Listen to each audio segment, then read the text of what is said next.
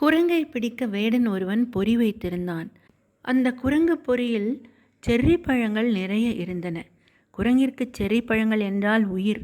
அதனால் செர்ரி பழத்தை கண்டதும் மரத்தை விட்டிறங்கி அந்த சிறிய கண்ணாடி குவளைக்குள் தன்னுடைய கையை விட்டது. பழங்களை இறுக பற்றி கொண்டது. ஆனால் மூடிய கையை வெளியே எடுக்க முடியவில்லை. உள்ளே போகும்போது நேராக போன கை பழத்தை பற்றி கொண்டதும் கை வடிவம் பெரியதாகவே குடுவை விட்டு வெளியே கொண்டு வர முடியவில்லை.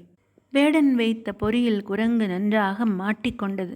குரங்கு எப்படி சிந்திக்கும், இது அதை பிடிக்க வேடன் வைத்த பொறி என்று? போராடி கொண்டிருந்தது குரங்கு. வேடன் அங்கே வந்தான். குரங்கு ஓட பார்த்தது. கை குவளையில் சிக்கிக்கொண்டதால் வேகமாக ஓடி தப்பவும் முடியவில்லை. ஒரே ஒரு ஆறுதல், பழம் தன் கைப்பிடிக்குள் தான் இருக்கிறது என்று ஆறுதல் கொண்டது குரங்கு. வேடன் குரங்கை தாவி பிடித்தான். அதன் கையின் மேல் சட்டென ஒரு தட்டு தட்டினான். அதிர்ச்சியில் பழத்தை விட்டுவிட்டது. கை வெளியே வந்துவிட்டது. இருந்தாலும் வேடனுடைய பிடியில் இருந்ததே குரங்கு.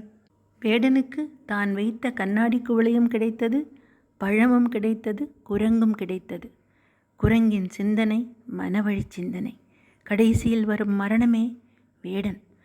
நாம் வேண்டாத ஆசையில் நம்முடைய மனதை நுழைத்து அகப்பட்டு கொள்கிறோம்.